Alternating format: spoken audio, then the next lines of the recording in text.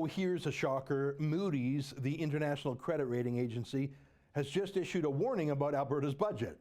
So far, I've emphasized the anti-oil and gas aspects of the budget, the demonization of the industry, but Moody's is more concerned about the creditworthiness, as in, when Alberta is debt-free, lenders can be pretty sure Alberta will pay them back, but what happens when you announce with no shame or regret that you are taking Canada's once debt-free province and are going to drive it in debt so hard and so fast that you will actually be more reckless proportionately than Kathleen Wynne's debauched Ontario Liberals?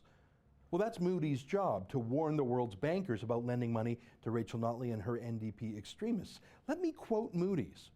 The headline says it all. Moody's, Alberta's planned steep debt increase is credit negative. Credit negative. I like that phrase. I think it could catch on.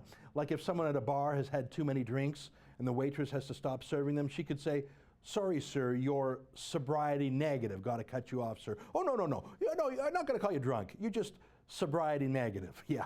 Well, Alberta is credit negative now. Let me quote some more from the press release. Quote, "At current oil prices, the lack of significant expenditure controls will maintain the province's structural imbalances in the near term and will result in deterioration of provincial debt and liquidity metrics over the next few years, which is credit negative," unquote.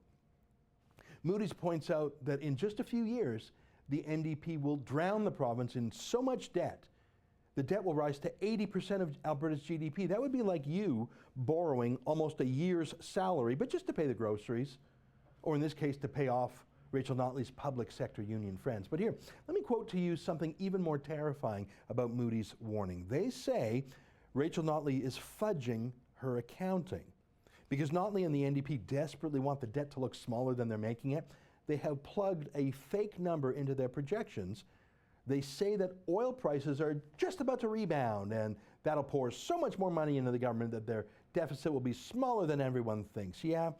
No. Here's what Moody's says, quote, "Alberta's budget is based on an average West Texas Intermediate crude price of $50 a barrel for fiscal year 2015-16, $61 a barrel for the year after that, and $68 a barrel for 2017-2018. On October 26, 2015, West Texas Intermediate closed at $44 a barrel. Moody's forecasts the West Texas Intermediate crude price to average around $50 a barrel in calendar year 2015, falling slightly to $48 a barrel in calendar year 2016, followed by an anemic price recovery in 2017. Let me translate into plain English. The budget deficits that the NDP are predicting are awful, but even those are lies. The deficits are going to be off by billions of dollars. It's going to be billions of dollars worse because the NDP is using Enron accounting. As I said in my last video on the NDP budget, I believe the party will be thrown out of government in the next election. They are creating the worst recession in Alberta since Pierre Trudeau's national energy program. I believe every single NDP MLA will be defeated in 2019. They are such a disgrace, but they don't care. So many of them are students, teeny boppers, for whom a six-figure salary as an MLA is the best job of their lives. For some of them, it's the first job of their lives. They don't care. They're getting while the getting's good, and they're giving money to their friends. But the damage they're doing will continue to haunt Alberta for a decade. Join our petition to fight back and to get all the news about Rachel Notley's war on Alberta.